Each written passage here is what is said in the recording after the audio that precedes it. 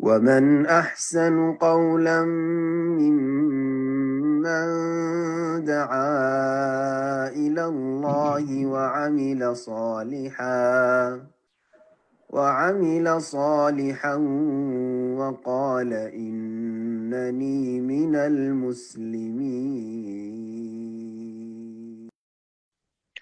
الحمد لله رب العالمين والصلاة والسلام على سيد المرسلين نبينا محمد وعلى آله وصحبه أجمعين أما بعد। সম্মানিত শ্রোতা দর্শক মন্ডলী, যেখান থেকে আমাদের সাথে যুক্ত হয়েছেন দীর্ঘ কয়েক সপ্তাহের বিরতির পরে, যে আল্লাহ রাব্বুল আলামিন আমাদেরকে আপনাদের সাথে সাক্ষাতের কিছু কথা আল্লাহ এবং তার রাসূল সাল্লাল্লাহু আলাইহি সাল্লামের আলোচনা করার জন্য আবার ফিরে আসার তৌফিক দান করেছেন। এই জন্য আল্লাহ রাব্বুল আলামিনের অশেষ শুকরিয়া আদায় করি, আলহামদুলিল্লাহ। এবং আপনাদেরকে জানাই আন্তরিক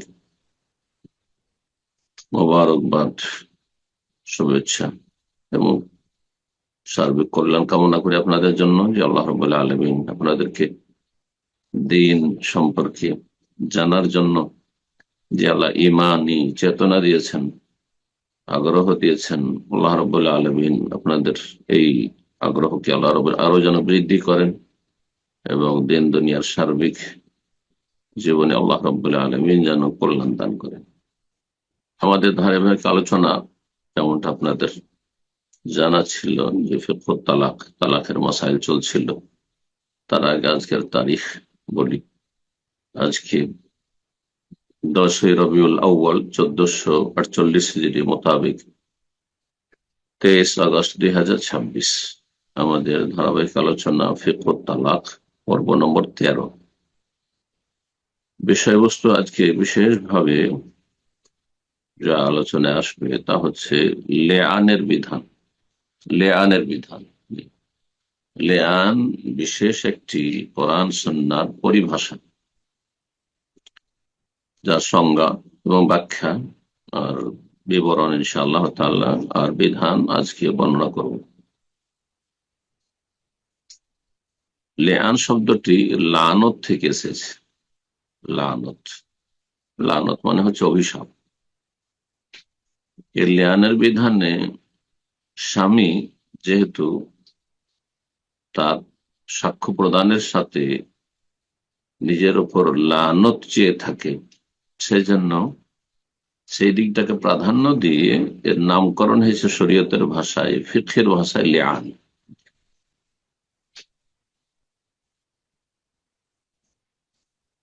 লেআন সম্পর্কে এখন পারিভাষিক অর্থ, ইসলামের পরিভাষায় লেআন কাকে বলে বা তার সংজ্ঞা কি, বলছেন লেখক শেখ তুয়াইজিরি রাহিমাহুল্লাহ তাআলা, হুয়া শাহাদাতুল মুআক্কাদাত বিআইমানি মিনাল জানিবাইন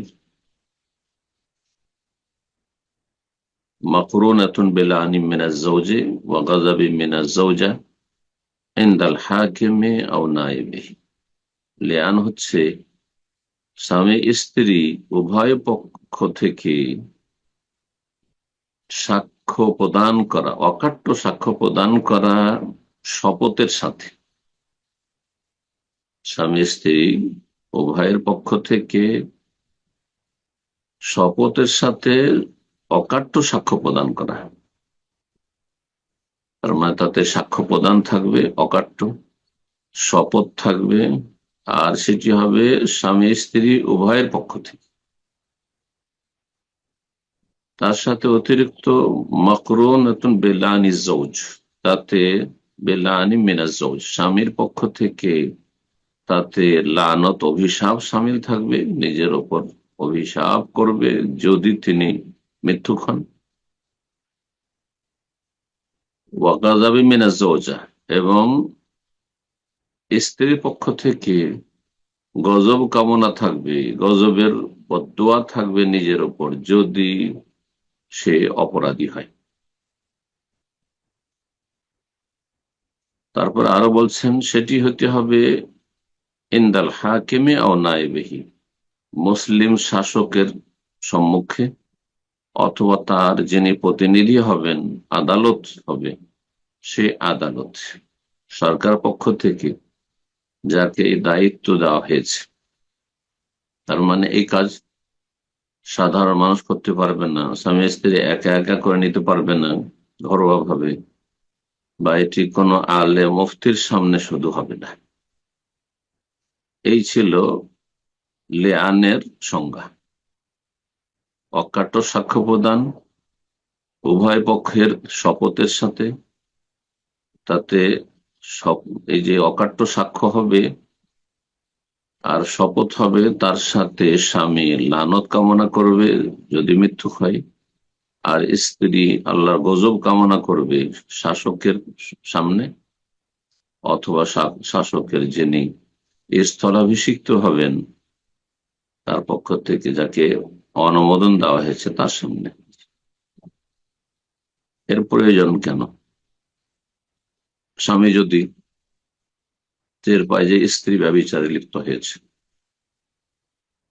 অথবা স্বচক্ষে দেখে ফেলে, তাহলে অন্য কোনো ব্যক্তি যদি ব্যভিচারের অবস্থায় কাউকে দেখে ফেলে, তাহলে তার বিধান থেকে তখন ভিন্ন মাসআলা রয়েছে। অন্য কোন নর নারীকে কেউ যদি ব্যভিচার অবস্থায় দেখে, তাহলে 4 জন সাক্ষী এর ব্যবস্থা করবে, নিজে একজন সাক্ষী, আরো 3 জন সাক্ষী তলাশ করবে। আর ব্যভিচার অবস্থায় দেখে 4 জন একসাথে দেখে একটি ঘটনার ক্ষেত্রে সাক্ষ্য প্রদান করতে হবে। নাহলে 4 জনে একজন যদি কম হয়ে যায়, 1 জন 2 জন 3 জন বলছে যে হ্যাঁ ব্যভিচারে লিপ্ত দেখেছি অমুককে, তাহলেও মিথ্যা অপবাদের বেতারাঘাত খেতে হবে 80টি। মানুষের মান সম্মান, ইজ্জত, মর্যাদা আল্লাহর কাছে এত সম্মানিত, এত সম্মানিত যে তার জন্য 2 জন সাক্ষী যথেষ্ট নয়, 4 জন সাক্ষী লাগবে। দুনিয়ার সমস্ত সমস্যা সমাধানের ক্ষেত্রে 2 জন সাক্ষী যথেষ্ট, 2 জন সাক্ষী যথেষ্ট। কিন্তু জেনা ব্যভিচারের তহমাত অপবাদের বিষয়টি এমন একটি মারাত্মক বিষয়, কারণ এর সম্পর্ক হচ্ছে মানুষের মান মর্যাদার সাথে। সুতরাং 4 জন সাক্ষী নিয়ে আসতে হবে, ব্যতিক্রমের মাসলা। এখন স্বামী যদি স্ত্রীকে দেখে ফেলে, তো 4 জন সাক্ষী খুঁজে বেড়াবে না, মোটেই নেই। তখন ভিন্ন হুকুম রয়েছে, বিধান রয়েছে শরীয়তে। সূরা নূরে আল্লাহ রাব্বুল আলামিন তা আয়াতে কোরআনীতে বর্ণনা করেছেন। এই বিধানের নামই হচ্ছে লিআন। বলছেন লেখক, হিকমাত মাশরুইয়াতিহি, এর লিআনের শরীয়তে যে প্রণয়ন করা হয়েছে তার তত্ত্ব কি, রহস্য কি? শরীয়তে এর লিআনের বিধান কেন দেওয়া হইল রব্বুল আলামিনের পক্ষ থেকে? যেমনটা বললাম যে প্রয়োজন রয়েছে, স্বামী স্ত্রীর ক্ষেত্রে সাক্ষী তলাশ করে বেড়াবে না, তার জন্য ভিন্ন সমাধানের প্রয়োজন রয়েছে। এটি হচ্ছে যুক্তিসম্মত। বলছেন লেখক, এদারা রাজুল ইমরাতাহু তাজনি, যদি কোন পুরুষ দেখতে পায় নিজ স্ত্রীকে, নাসাল্লাহ সালামাত ওয়াল আফিয়া, আল্লাহ হেফাজত করুন আমাদের প্রতিটি মুসলিম, আল্লাহ হেফাজত করুন মুসলিম পরিবার, আল্লাহ হেফাজত করুন এমন নোংরামি থেকে। স্ত্রীকে যদি স্বামী দেখে ফেলে ব্যভিচারের অবস্থায়, ওয়ালাম ইয়ুমকিনহু ইকামাতুল বাইয়িনা, সাক্ষী নিয়ে আসা সম্ভব নাই, একসাথে আরো কেউ ছিল সাথে, আর দেখে ফেলে সেটা ভিন্ন বেশ এমনিতে, কিন্তু তাকে বলা হয় যে যাও এখন গিয়ে গ্রাম থেকে পাড়া প্রতিবেশী সাক্ষী নিয়ে আসো, তাড়াতাড়ি না, সাক্ষী তার কায়েম করা সম্ভব নয়। আর এটাও সম্ভব নয় যে স্ত্রী সম্পর্কে স্বামী বলছে যে ব্যভিচারে লিপ্ত ছিল সে, আর সে মিথ্যা অপবাদ দেবে। আর স্ত্রীকে স্বামী সবচাইতে বেশি ভালোবাসে আল্লাহর পরে, রাসূলের পরে, এবং এটি প্রাকৃতিক ভালোবাসা, দিনী ভালোবাসার আগে প্রাকৃতিক ভালোবাসা। জি, তো যাকে এত বেশি ভালোবাসে তার অপর মিথ্যা অপবাদ দিবে, যে তুই মিথ্যুক, এই কথা বলে দিবে, এটাও সহজ বিষয় নাই। এখন স্ত্রীকে যদি জিজ্ঞাসা করা হয় যে তুমি কি অপরাধে লিপ্ত হয়েছিলে, সে সেটা মেনে নিচ্ছে না, বলছে না, অস্বীকার করছে। ওয়াল্লাম তোকের রাহিয়া বেজালিক, স্ত্রীও সেটা স্বীকার করছে না, যে না, আমার স্বামী মিথ্যা বলছে। সমস্যা হয়ে গেল। স্ত্রী স্বীকার করে নিলে তো ঝামেলা শেষ হয়ে যায়।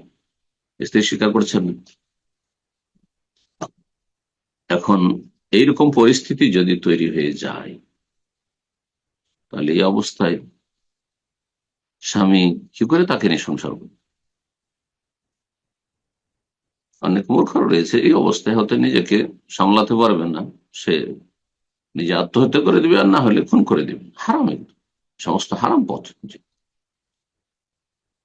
এখন এই ব্যভিচার দেখার পরে যদি সে নীরব হয়ে যায়, তাহলে এটি তার মান সম্মানের ব্যাপার, ইজ্জত আবরুর ব্যাপার।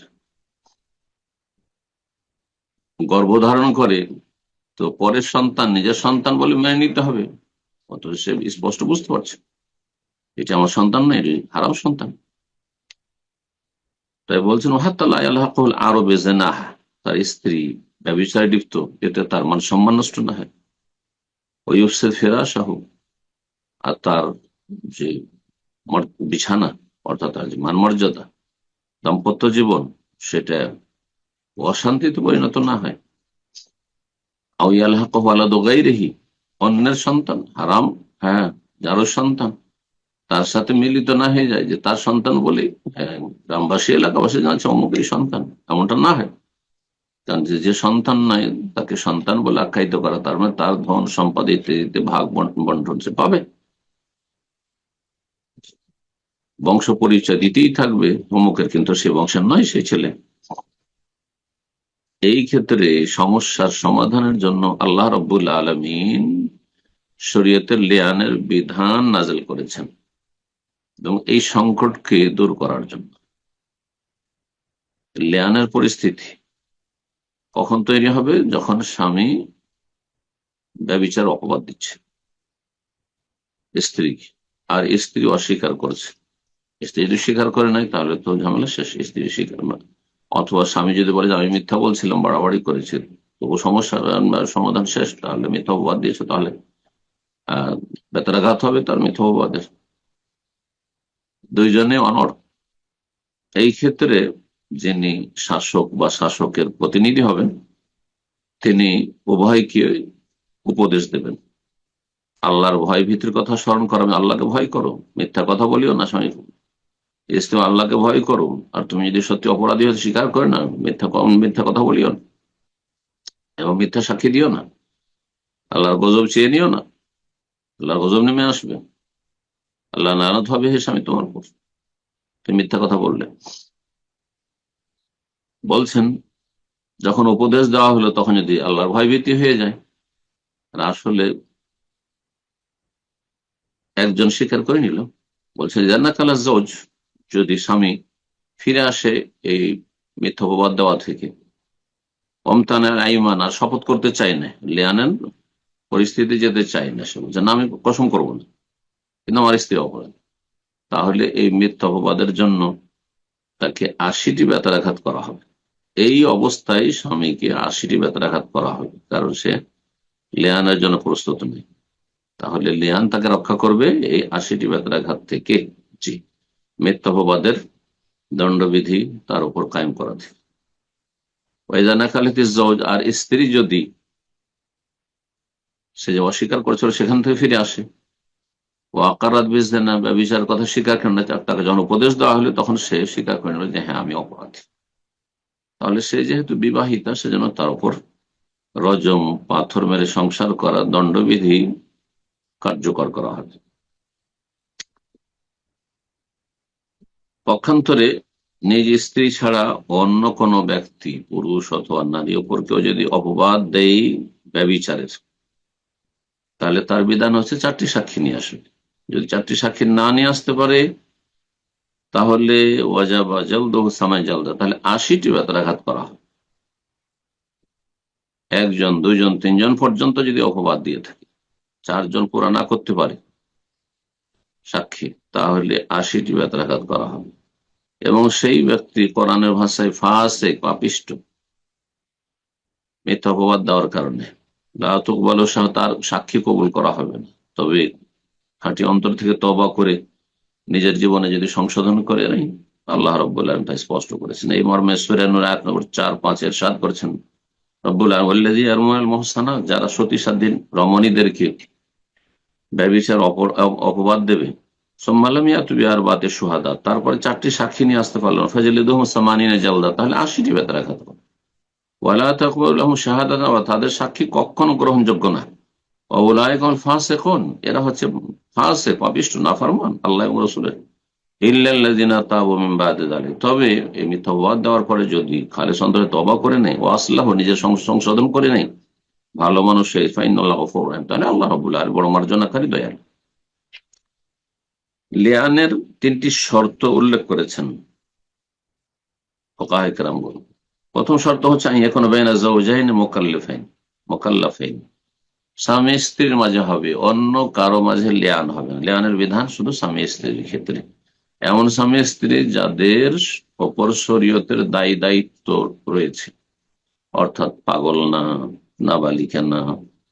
আর এন্দালিমাসিরি শাসকের সামনে হবে, অথবা শাসকের যিনি নায়েব হবেন, প্রতিনিধি, তার সামনে হবে। 2 নম্বর শর্ত হচ্ছে যে লিয়ানের পূর্বে এই শর্ত হচ্ছে যে স্বামী স্ত্রীকে ব্যভিচার যদি অপবাদ দিয়ে থাকে, অন্য কোনো ক্ষেত্রে না, ব্যভিচার অপবাদ দিয়ে থাকে, তাহলে তখন লিয়ানের পরিস্থিতি তৈরি হবে। তৃতীয়, যখন তাকে অপবাদ দেওয়া হলো স্ত্রীকে, তখন স্ত্রী যদি তাকে মিথ্যুক বলে করে, আখ্যায়িত করে যে না, আমার স্বামী মিথ্যুক, লিয়ান সংগঠিত হওয়ার আগ পর্যন্ত সে যদি অনড় থাকে যে না, আমি সতী আর আমার স্বামী হচ্ছে মিথ্যুক, তাহলে তখন লিয়ান পরিস্থিতি তৈরি হবে। লিয়ান সম্পর্কে, লিয়ানের বিবরণ সম্পর্কে আরো লেখক বলছেন, যদি কোনো পুরুষ স্ত্রীকে ব্যভিচারের মিথ্যা অপবাদ দেয়, জেনা, আর সাক্ষী প্রমাণ পেশ করতে পারল না,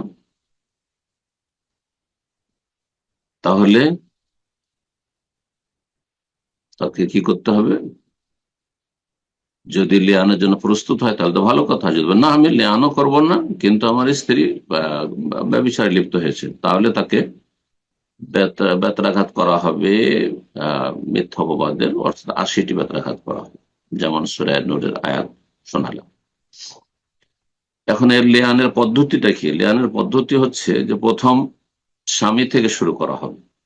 স্বামী 4 বার বলবে আশহাদু বিল্লাহ, আল্লাহর নামে আমি সাক্ষ্য প্রদান করছি, বা আল্লাহর কসম করে আমি সাক্ষ্য প্রদান করছি যে ইন্নী লামিনাস সাদিকিন, আমি সত্যবাদী, যে আমি অপবাদ দিয়েছি আমার স্ত্রীকে, ফিমা রামাইতু বিহি যাওজাতি, এই যে ব্যভিচারের এই ক্ষেত্রে আমি সত্যবাদী, এর ওপর আল্লাহর কসম করে সাক্ষ্য প্রদান করছি। যদি সামনে থাকে তাহলে বলবে যে এই স্ত্রী, আর যদি সামনে না থাকে, অনুপস্থিত থাকে, তাহলে বলবে, তার নাম নিয়ে বলবে যে আমার স্ত্রী অমুক ব্যভিচারে লিপ্ত হয়েছে। পঞ্চমবারে সূরা নূর আয়াত নম্বর 7 আল্লাহ ইরশাদ করেছেন, আল্লাহ লানত চাইবে যদি, স্বামী বলবে যে আমি যদি মিথ্যুক হই এই বিষয়ে, তাহলে আল্লাহর লানত, অভিশাপ আমার উপর হবে। তারপরে স্ত্রী হয় স্বীকার করে নেবে, তাহলে স্বীকার করে নিলে তো তার শাস্তি, দণ্ডবিধি কায়েম হওয়ার। যদি স্বীকার না করে তাহলে 4 বার সেও সাক্ষী দেবে আল্লাহর কসম করে যে আমার স্বামী হচ্ছে মিথ্যুক, সে যে আমাকে বিচার অপবাদ দিয়েছে সেই ক্ষেত্রে সে মিথ্যুক। পঞ্চমবারে বলবে ওয়াল খামিসাত, আল্লাহ বলছে আন্না গাযাবাল্লাহি আলাইহা, আল্লাহর গজব আমার উপর হবে যদি আমার স্বামী সত্যবাদী হয়।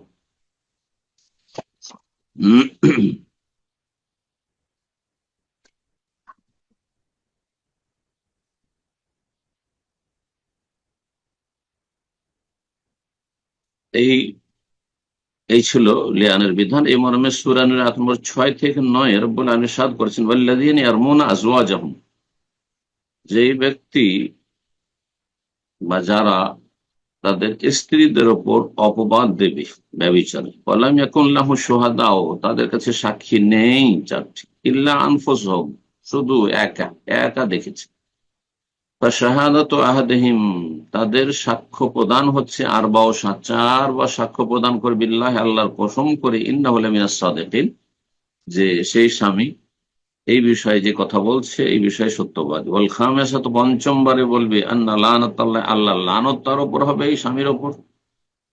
ওই ব্যক্তি বলবে আমার উপর, ইন কান মিনাল কাযিবিন, যদি আমি মিথ্যুক হই। ওয়াদারা ওয়া নাহাল আযাব, এখন স্ত্রী, তাহলে স্ত্রী তাহলে অপরাধী সাব্যস্ত হয়ে গেল। এ কথা যদি মেনে না, স্ত্রী মানতে চায় না, তখন নিজের ওপর থেকে আল্লাহর আযাব, মানে এই যে সংসার মেরে, পাথর মেরে সংসার করা, পাথর মেরে সংসার করা, তার যে শাস্তি দণ্ডবিধি, এটাকে সে দূর করবে নিজের ওপর থেকে চারবার আল্লাহর কসম করে সাক্ষ্য প্রদানের মাধ্যমে, ইন্নাহু লামিনাল কাযিবিন, যে আমার স্বামী এ মিথ্যুক। ওয়াল খামিসা, পঞ্চমবারে বলবে, আন্না গাযাবাল্লাহ, আল্লাহর গজব, ইন কান মিনাস সাদিকিন, আল্লাহর গজব আমার ওপর, যদি আমার স্বামী সত্যবাদী হয়। এখন সর্বশেষ যে বিষয়টি আমরা আলোচনা করবো লিয়ান সম্পর্কে, যখন এই রকমের ঘটনা ঘটে গেছে আর তারপরে লিয়ান হয়ে গেল, লিয়ান কায়েম করা হয়ে গেল, স্বামী চারবার আল্লাহর কসম করে সাক্ষ্য প্রদান করলো, পঞ্চমবারে আল্লাহ লানত চেয়ে ফেললো, স্ত্রী নিজেকে রক্ষা করার জন্য, দুজনের একজন মৃত্যু, স্বামী এই কথা বলে দিল, তার মানেই যে ধরে নিতে হবে যে স্ত্রী অপরাধী, এটাও কোনো আবশ্যক নয়। এখন স্ত্রী নিজেকে রজম থেকে রক্ষা করার জন্য সে অস্বীকার করলো যে না, সে যদিও সে কসম করে, আল্লাহর কসম করে বলেছে, লানত চেয়েছে, তবু সে মৃত্যু। সুতরাং সেও চারবার আল্লাহর কসম করে সাক্ষ্য প্রদান করবে যে আমি সতী, আমি অসতী নই, আমার স্বামী হচ্ছে মৃত্যু। পঞ্চমবারে আল্লাহর গজব চাইবে, যদি আমার স্বামী সত্যবাদী হয় তার কথায়, তাহলে আমার উপর আল্লাহর গজব। এটা যখন হয়ে গেল, তখন লিয়ান কমপ্লিট হয়ে গেল। লিয়ান যখন হয়ে যাবে, তখন 5টি বিধান এই ক্ষেত্রে প্রযোজ্য হবে। লেখক বলছেন, 1 নম্বর হচ্ছে সুকুত হাদ্দিল কাযফ আনিজ যৌজ। যখন লিয়ান হয়ে গেছে, তাহলে স্বামীর ওপর মিথ্যাপবাদের যে দণ্ডবিধি রয়েছে তা কার্যকর করা যাবে না, সেটাতে সব অব্যাহতি পেয়ে গেল। স্ত্রীও যেহেতু সে চারবার আল্লাহর কসম করে সাক্ষ্য প্রদান করেছে, পঞ্চমবারে গজব চেয়ে ফেলেছে আল্লাহ, সুতরাং তার উপর থেকে যে রজম, পাথর মেরে সংসার করার যে দণ্ডবিধি, সেটাও স্থগিত হয়ে যাবে, সেও অব্যাহতি পেয়ে যাবে সেখান থেকে। দুইজনে বেঁচে গেল, দুইজনে দণ্ডবিধি থেকে বেঁচে গেল। 3 নম্বর বিধান হচ্ছে যে স্বামী স্ত্রী যে একে অপরের সাথে লিয়ান করেছে, তাদের মাঝে এখন কি করে দিতে হবে? বিচ্ছিন্ন করে দিতে হবে, বিচ্ছিন্ন করে দিতে হবে, বিচ্ছিন্ন, স্বামী স্ত্রীর আর কোনো সম্পর্ক নেই। এই ক্ষেত্রে সঠিক মত হচ্ছে, যেমনই লিয়ান হয়ে গেল, সাথে সাথেই আপনার কি হয়ে যাবে? বিবাহ বিচ্ছেদ হয়ে যাবে, বিবাহ বিচ্ছেদ হয়ে, তালাকের কোনো প্রয়োজন নেই। শুধু হানাফি মাযহাব বলছে যে এখানে তালাক দিতে হবে, কিন্তু তালাকের কোনো প্রয়োজন, নবী সাল্লাল্লাহু আলাইহি ওয়াসাল্লাম দুইজন মাঝে পৃথক করে দিয়েছেন, বিবাহ বিচ্ছেদ করে দিয়েছেন, কিন্তু তালাক নবী সাল্লাল্লাহু আলাইহি ওয়াসাল্লাম দিতে বলেননি। সাহাবী নিজে থেকেই আবেগে তালাক বলে ফেলেছিল, সেটি হানাফি মাযহাব দলিল পেশ করে থাকে যে যখন লিয়ান হয়ে যাবে তখন তালাক, কিন্তু লিয়ান হওয়ার পর তালাকের কোনো প্রয়োজন নেই। 4 নম্বরে যে বিধানটি, সেটি এই যে বিচ্ছিন্নতা, বিবাহ বিচ্ছেদ, এটি চিরতরে স্থায়ী, এমন স্থায়ী যে যদি তারা শত শত বছর বেঁচে থাকে, কোনোদিন তারা একে অপরের কাছে ফিরে আসতে পারবে, অর্থাৎ আবার দাম্পত্য জীবনে ফিরে আসবো, এটাও হবে না। 3 তালাকও যদি হয়ে যায়, তারপরে অন্য স্বামীর সাথে সংসার করে, স্বেচ্ছায় সংসার করলো, স্বেচ্ছায় তালাক হলো, আর তারপরে সেখান থেকে পুনরায় আগের স্বামীর সাথে সংসার করতে পারে। কিন্তু লিয়ানের ক্ষেত্রে যদি তারপর অন্য স্বামীর সাথে বিয়ে হয় আর মিলন হয়েছে, তারপরে তালাক হয়েছে, তারপরেও যদি আগের স্বামীর কাছে ফিরে আসতে চায়, কোনো সুযোগ নেই। এটি হচ্ছে একমাত্র মাসআলা, লিয়ানের মাসআলা, তাহরিম আল মুআব্বাদ, চিরতরে হারাম। এই স্ত্রী এই স্বামীর জন্য, এই পুরুষের জন্য চিরতরে হারাম, আর এই পুরুষ এই নারীর জন্য চিরতরে হারাম, কোনোদিন তারা একে অপরের কাছে ফিরে আসতে পারে। 5 নম্বর যে বিধানটি, সেটি হচ্ছে যে সেই ছেলে সেই ছেলের হুকুম কি হবে? ছেলেকে স্বামীর সাথে মিলিত করা হবে না, কারণ স্বামী যেহেতু লেআন করেছে। কিন্তু এই ছেলে, হ্যাঁ, এই ছেলে এই মায়ের গর্ভ থেকে ভূমিষ্ঠ যেহেতু হয়েছে, সুতরাং এই ছেলেকে মিলিত করা হবে তার মায়ের সাথে, তার মায়ের সাথে মিলিত করা হবে। ঠিক। আর একটা মশলা এখানে এটি দিয়ে আলোচনা শেষ করছি, সেটি হচ্ছে যে লেয়ান যখন হয়ে গেল, লেয়ান মাধ্যমে বিবাহ বিচ্ছেদ হয়ে গেল, বিবাহ বিচ্ছেদের পরে সাথে সাথে অন্য জায়গায় সংসার করতে পারবে না, কারণ আগের স্বামীর সাথে মিলন হয়ে থাকতে পারে। তারপরে যে জেনা ব্যভিচারের বিষয়টি রয়েছে, সেখানেও পেটে আপনার বাচ্চা চলে আসতে পারে, গর্ভধারণ করতে পারে। সুতরাং এই ক্ষেত্রে ইদ্যুৎ তো পার করতে হবে, ইদ্যুৎ পার করতে হবে। কিন্তু এই ইদ্যুতের সময়কালে এই স্বামীর সাথে যেহেতু সামান্যতম সম্পর্ক নেই, সুতরাং এই স্বামীর ওপর তার ভরণ পোষণের কোনো দায়িত্ব নেই, ভরণ পোষণের কোনো দায়িত্ব না, তার খাওয়া খরচ দিতে হবে, না তাকে বাসস্থান দিতে হবে। এখানেই আজকের এই বিস্তারিত আলোচনা খুব সংক্ষেপে বর্ণনা করলাম। আল্লাহ রাব্বুল আলামিন যেন এই রকমের দুর্দিন থেকে প্রতিটি মুমিন ভাই বোনকে আল্লাহ বাঁচিয়ে রাখেন। আল্লাহ রাব্বুল আলামিন আমাদের হেফাজত করেন, মুসলিম ভাই বোনদের আল্লাহ হেফাজত করেন, এবং সার্বিক জীবনে আল্লাহ রাব্বুল আলামিন সুখ শান্তি দান করেন, বরকত দান করেন।